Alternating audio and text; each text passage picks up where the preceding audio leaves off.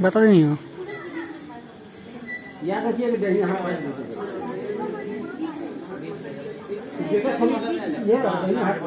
इसे का मामा प्ले कर दो 301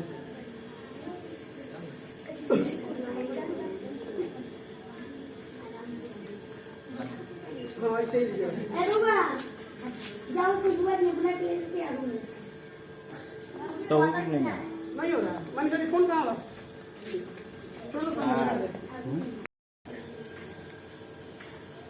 ले सकते हैं प्ले बा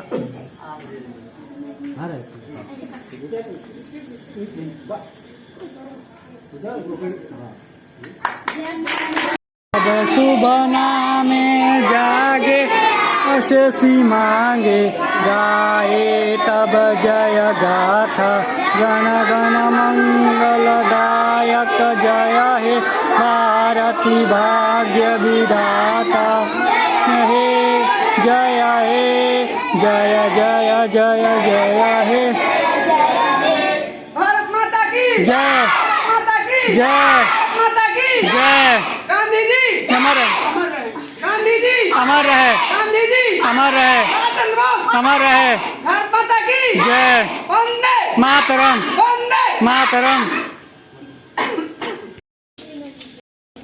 भारत माता की भारत माता की भारत माता की भारत माता की वंदे।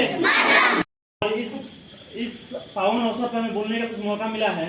जैसा कि हम जानते हैं कि आज ही के लिए है, इसके लिए मतलब कि 1000 साल गुलाम रहे हैं। उसके बाद से कुछ बहुत समय वक्त लगा हमें आज़ादी प्राप्त करने में। मूलतः अगर देखा जाए तो 1600 के बाद पूर्ण रूप से हम लोग गुलाम हो चुके थे और अंग्रेजों के गुलामी में फंसते जा रहे थे। किंतु हमें आज़ादी प्राप्त कराने में बहुत तरह के नेताओं ने सहयोग किया, जैसे भगत सिंह, सुभाष चंद्र बोस, चंद्रशेखर आजाद, महात्मा गांधी, पंडित जवाहरलाल नेहरू आदि। 18 साल, 19 साल, 20 साल की उम्र में जिन बच्चों को घूमना पसंद है, पढ़ना पसंद है, या फिर एक बाइक पे 3 बच्चों के साथ बैठ कर घूमना पसंद है, उस उम्र में 2 हाथे, 4 हाथे या 6 हाथे बम बना रही थी। और शायद इसी बम को फेंकने के क्रम में खुदीराम बोस या फिर भगत सिंह को फांसी की सजा हुई थी। उनकी एज महज 20 से 22 साल की रही होगी। तो ये आज हम लोग उनके वजह से स्वतंत्र हो चुके हैं। और ये कहानी जितना कहा जाए उतना ही कम है। किंतु क्या हम लोग उस स्वतंत्रता को पूर्ण रूप से जी पा रहे हैं? क्या हम टाई लगा कर घूमने वाले, किसी कंपनी में काम करने वाले कोई मैनेजर हो या फिर ठेला चलाने वाले? आज 15 अगस्त को हम आजादी के 75वें वर्षगांठ के शुभ अवसर पर मैं शिव कुमार कक्षा 3 का छात्र सुभाष चंद्र बोस के बारे में कुछ शब्द कहने जा रहा हूँ। सुभाष बोस का जन्म 6 जनवरी 1897 को ओडिशा कटक शहर में हुआ था। उनके पिता का नाम जानकीनाथ बोस और माता का नाम प्रभावती था। सुभाष बोस बचपन से ही विलक्षण प्रतिभा के धनी थे। नेताजी आजादी में शामिल होने के लिए कई बार सिविल सेवा जैसी आरामदेह नौकरी ठुकरा दी।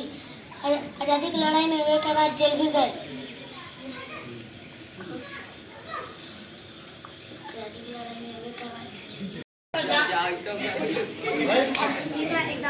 हेलो आदरणीय हाँ स्कूल में हम थोड़ा करते हैं बात आपसे। शिक्षा करते हो मेरे बोलिए जल्दी। गांधी जी का जन्म 2 अक्टूबर 1869 गुजरात राज्य के नामायक स्थान पर हुआ था। उनके पिता का नाम मोहनदास करमचंद गांधी था। उनके माता का नाम पुतलीबाई था। गांधी जी 10वीं शिक्षा पूरी कर वकालत इंग्लैंड चले गए। वापस आने के बाद उन्होंने भारत को आजाद कराने के लिए अंग्रेजों से कई बार लोहा लिए और कई बार जेल भी गए। गांधी जी सत्य और अहिंसा को अपना हथियार बनाकर भारत को अंग्रेजों से मुक्त कराए। इन्हें प्यार से बापू कहते थे। इसके अलावा जैसे राष्ट्रपिता जैसे उपाधियों से सम्मानित किया गया। Thank you. जय हिंद जय भारत। को देश आजाद हुई हुआ था। इसके बोलने जा रहा है पंडित जवाहरलाल नेहरू पर। पंडित जवाहरलाल नेहरू का जन्म 14 नवंबर 1869 में हुआ था। 89 में हुआ था। जय हिंद।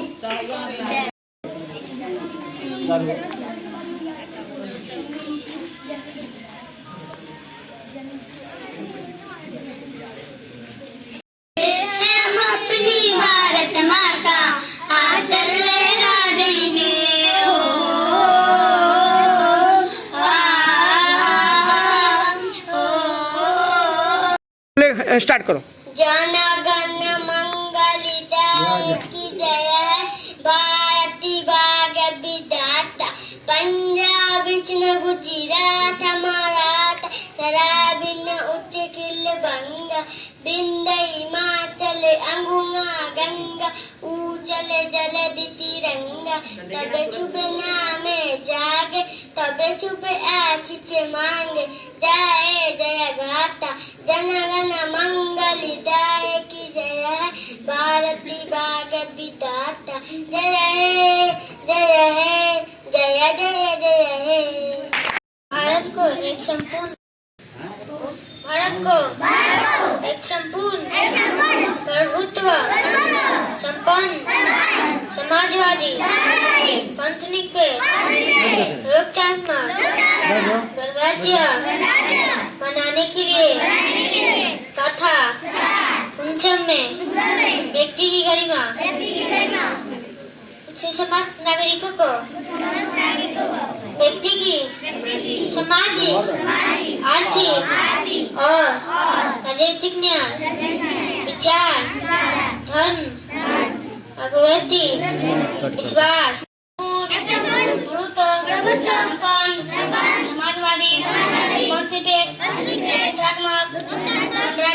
राज्य बनाने के लिए तथा उसके समस्त नागरिकों को सामाजिक आर्थिक और राजनीतिक न्याय विचार व्यक्ति विश्वास धर्म और उपासना की स्वतंत्रता प्रतिष्ठा और अवसर की क्षमता प्राप्त करने के लिए जहाँ उन सब में व्यक्ति की गरिमा और राष्ट्र की एकता और अखंडता सुनिश्चित करने वाली बंधुता बढ़ाने के लिए इस संकल्प को अपनी संविधान सभा में आज तारीख 26 नवंबर 1989 को नेता द्वारा इस संविधान को अंगीकृत अधिनियमित और आत्मनिर्भर करते हैं। जय हिंद जय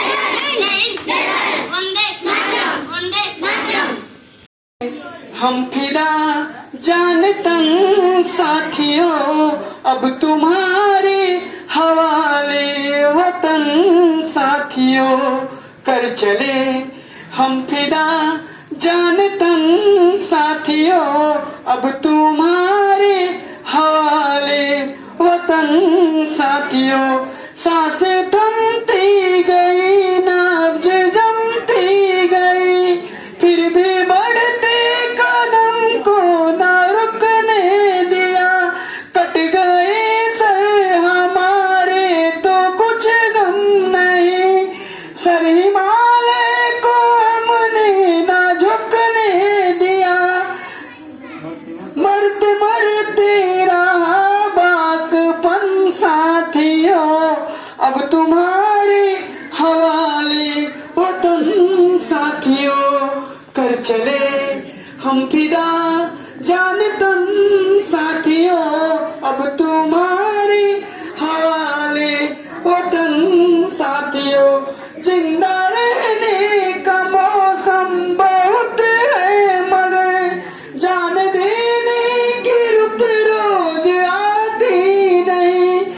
हुस्न और इश्क दोनों का रुसवा करे वह जवानी जो खून में नहाती नहीं।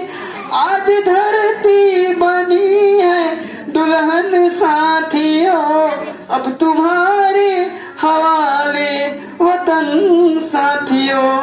कर चले हम फिदा जान तन साथियों, अब तुम्हारे हवाले वतन साथियों। राह कुर्बानियों की न वीरान हो, तुम सजाते ही रहना नए काफिले। फतह का जश्न है इस जश्न के अहबाब, जिंदगी मौत से मिल रही है गले। बांध लो अपने सर पे कफन साथियों, अब तुम्हारे हवाले वतन साथियों। कर चले हम फिदा जान तन साथियों, अब तुम्हारे हवाले वतन साथियों। खींच दो अपने खून से जमी पर लगे, इस तरफ आने पाए ना रावण कोई। तोड़ दो हाथ अगर हाथ उठने लगे, छूने पाए ना सीता का दामन कोई। राम तुम हो तुम ही हो लक्ष्मण साथियों, अब तुम्हारे हवाले वतन साथियों। कर चले भारत माता की। यही इस तिरंगे को शान को भूलाना नहीं। ए मेरी जान है, मेरी अरमान है, इस तिरंगे को शान को भूलाना नहीं। तिरंगा तिरंगा तिरंगा यही इस तिरंगे को शान को भूलाना नहीं।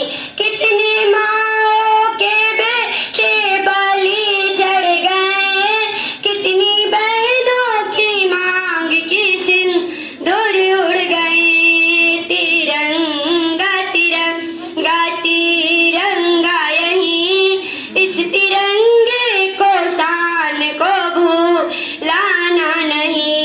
कितनी माओ के बेटे बलि चढ़ गए, कितनी बहनों की मां। तिरंगा तिरंगा तिरंगा यही इस तिरंगे को शान को भूलाना नहीं। ये मेरी जान है, ये मेरी अरमान है। जय हिंद। जवाहरलाल नेहरू आजादी के कुछ दिनों बाद साउथ इंडिया गए। तो साउथ इंडिया के लोग थोड़ा हमेशा से हायर थिंकिंग के रहे हैं।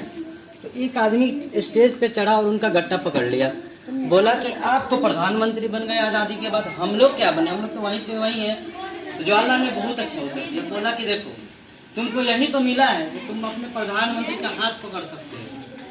उसके पहले क्या होता था कि अंग्रेज कहीं के ऐसे भी जगह होते थे कि वहाँ पे लिखा रहता था डॉग्स आर नॉट अलाउड, मतलब कि कोई केबिन होता था ऑफिसर का पहले ही लिख देता था कि यहाँ पे इंडियन और कुत्ते यानी भारतीय और कुत्ते अंदर नहीं जा सकते हैं।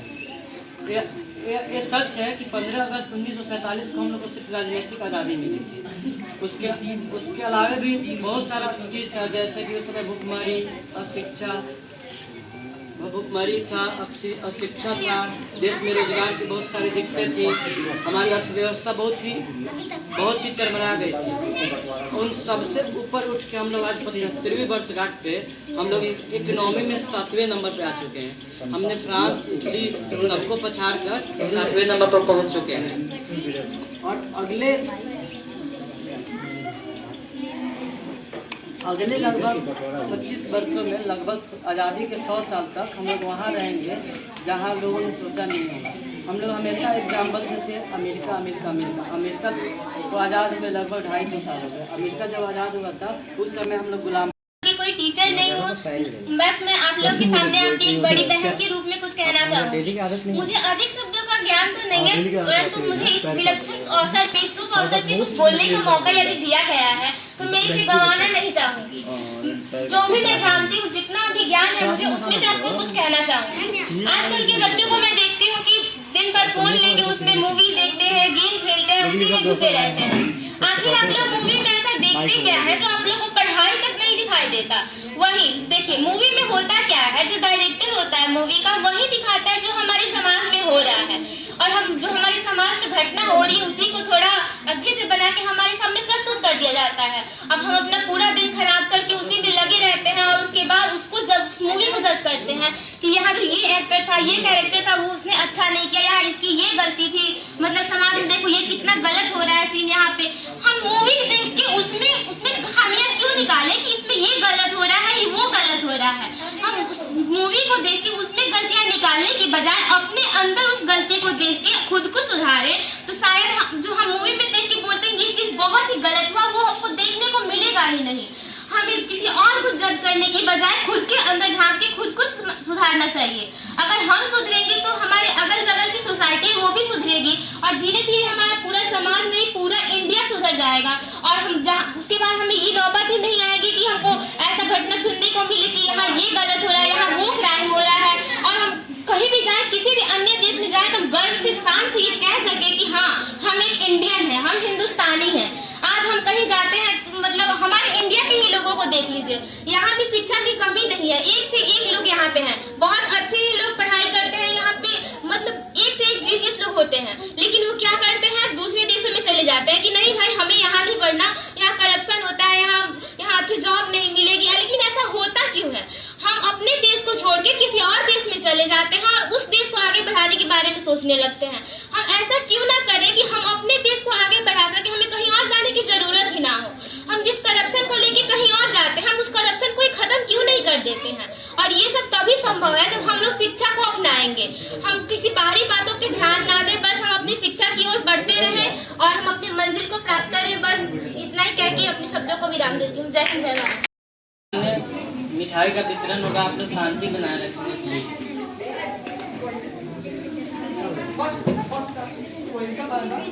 अगला बार से ज्यादा